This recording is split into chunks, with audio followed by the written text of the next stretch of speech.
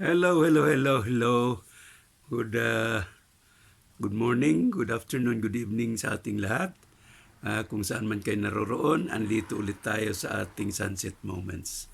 Ito po si Sir Kutaylo, Kuya Tatay Lolo.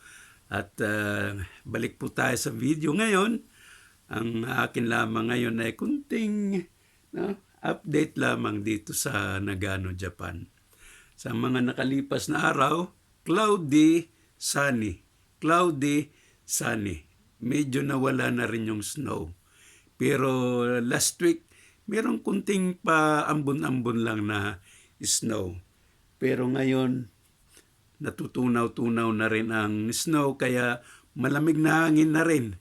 Sa ngayon talagang mainit, kaya labahan, sampayan ng mga bed sheets, ng mga mattress, para hindi naman masyadong malikabukan ng Kaya now ay maging fresh na rin ang lahat-lahat. Spring is here now, and we hope na ang lahat-lahat naman ay magiging masaya, lalong-lalo na pag mamumulaklak na yung mga cherry blossoms o sakura. Tawag nila rito sakura. Pero sa isang bahagi o ilang bahagi daw ng Japan, meron na rin daw. Blooming na rin daw ang sakura doon or cherry blossoms. Pero dito sa atin, medyo pa lang. Medyo kumbaga palutang-lutang o palilitaw-litaw pa rin lang yung mga sanga. Pero makita mo ng buhay na talaga yung mga branches na nakalbo na noong winter pa, noong autumn hanggang winter. So, dito po, may bagong buhay and springtime. Pero isang inaano natin na 2 araw nakalipas, March 11, naging inalala ng mga Hapon namin dito yung 14th year, 14 years ago na nagkaroon ng magnitude 9.2 earthquake at napakalaking tsunami na kung saan nadamay lahat-lahat dito sa northern part hanggang doon sa Tokyo. Malakas po. Halos lahat ng mga panig ng Japan nakaranas din ng mga aftershocks. And that was it. March 11, very, very memorable, historical. And then, yun din ang isang inaano namin sa aking father, birthday anniversary rin niya. Kahit nandun na siya sa kabilang mundo, we remember him, we pray for him, and nawa nga rin po ay maligaya rin po siya doon sa kabilang mundo kasama si Mama. And sad to say na ito ngang naaresto si dating Pangulong Rodrigo Roa Duterte, na kung saan ngayon andun na siya sa kamay ng ICC sa The Hague. Kaya inaabangan po ng karamihan kung ano ang susunod na pangyayari. Pero ganun pa man, marami na rin mga pros and cons, positive and negative comments, reactions dito sa mga pangyayaring ito. Hindi man tayo partisan, pero we stand non-partisan sa ating mga reactions dito ngayon.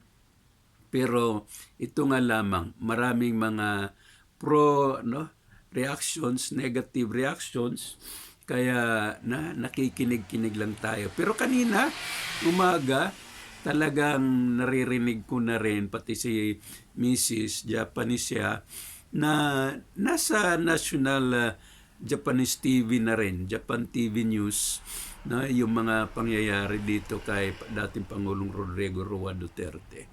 So, buong mundo, talagang alam na nila kung ano ang mga nangyayari ngayon sa Pilipinas. Pero tinitingnan rin nila ang mga present administration, mga nakaupong officials, ang mga Philippine National Police at ang mga civilian kung ano na ngayon ang mga nagiging reaksyon nila. No? Kaya nagtatanong rin si Mrs. sa akin kanina kung sino daw yung dating presidente, kung mabait daw ba talaga siya, or siya ba yung nagdodroga, or kung anong mga pangyayari. Ang sabi ko naman, hindi siya durugista, hindi siya bangag, kundi siya yung mga nanghuhuli, siya yung mga nagpaparehabilitate ng mga drug addicts. No? Pero sa kasamaang palad nga, merong mga nasawi na sa kanilang mga operasyon dito sa drug war, no? Sa nakalipas na drug war. Pero yun nga, nagiging question sa buong mundo kung ano nga ba talaga ang nangyari noong mga nakalipas na taon. No? And that's history, pero no, ayoko rin lang ungkatin talaga, pero yun nga ang nagiging question eh. And I hope na maintindihan rin nila na ang mga panig, hindi lamang ng media or ng mga news, kundi yung realities din talaga. No? Kasi dito sa kabilang panig ng mundo, hindi naman nila talaga alam kung ano yung nangyayari sa drug wars before, kung ano yung tokhang, at kung ano-ano bang mga programa noon sa panahon ni dating Pangulong Rodrigo Roa Duterte. Ngayon rin naman, medyo maganda ang panahon. Kaya si Mrs. din, nakaplano na siya na dadalawin niya yung dalawang anak namin doon sa northern part ng Japan, kung saan nangyari yung earthquake doon banda, no, yung tsunami, no. Kaya since nawala na rin yung mga snow, yun, nakakita siya ng magandang panahon na dalawin din yung dalawang anak namin doon. No? We miss the two of them, and we hope na si Mrs. naman ay 1 week daw siya doon. Sana ay maging maganda rin yung banding nila doon. No? Ako naman, kailangan kong magstay dito sa bahay. Walang babantay dito. At sa kalagayan din ng aking health, hindi ko rin basta-basta maiwanan dito or maka-travel na halos walang kasama. No? And ano pa ba? No? Itong gusto nating ipamahagi sa atin. No? Naging successful na rin yung mga ginawa kong mga dokumentos. No? Dumating na rin yung visa, approved na yung visa, pero yung isang pangarin, no, inaantay pa rin namin na sana ay maaprubahan na rin yun. No? And sana lahat kami doon ay magkita-kita at magkaroon ng magandang conference and to know each other, lalong-lalo na sa mga future plans nitong aming mga kamag-anak, mga kaibigan, mga tawagin naming mga spiritual children, kasama sa aming ating mga spiritual family tree. No? Hindi lamang yung mga relatives dito sa mundong ibabaw, pati na rin yung mga ancestors natin, yung mga lolo-lola, papa-mama natin na namatay na. No? Andun na sa kabilang buhay. So, it's between the physical and spiritual world na isang activity kung saan pinagdarasal natin itong ating mga ninuno at itong ating mga mahal sa buhay nandito sa mundong ibabaw. Ito po ang isang pinaghahandaan namin. Pero hindi pa naman nga ito ngayon, sa susunod pa na buwan, at nakakuha na rin ako ng clearance sa aking doktor na pwedeng 4 na araw lang naman din yung ibinigay sa akin, at saka request ko talaga doon rin lang. Na? Pero yun nga, ang isang pinaghahandaan ay yung mga siyempre expenses, ano? Kaya we look forward na pagbigyan tayo ng ating mga sponsors, no? Naghanap din ako kami ng mga sponsors na tumulong sa amin, no? At kung ano man yung pwedeng kailangan naming dalhin, I hope na ano rin namin yun.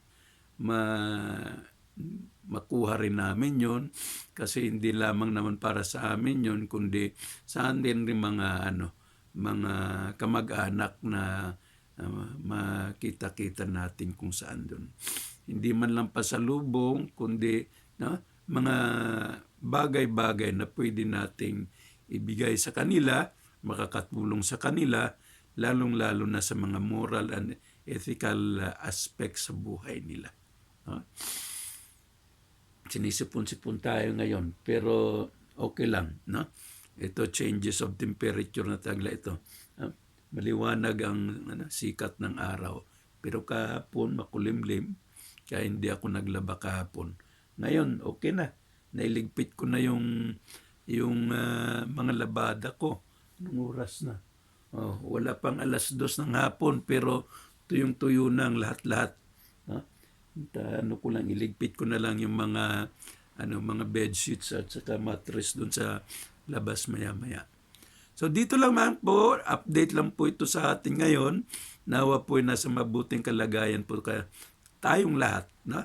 Keep healthy, and sana'y lahat-lahat tayo ay magdasal din kay Santo Papa, kay dating Pangulong Rodrigo Duterte, at ang peacefulness sa ating buong bansang Pilipinas, at sa mga iba pang bansa. Maraming salamat po. Good afternoon sa lahat.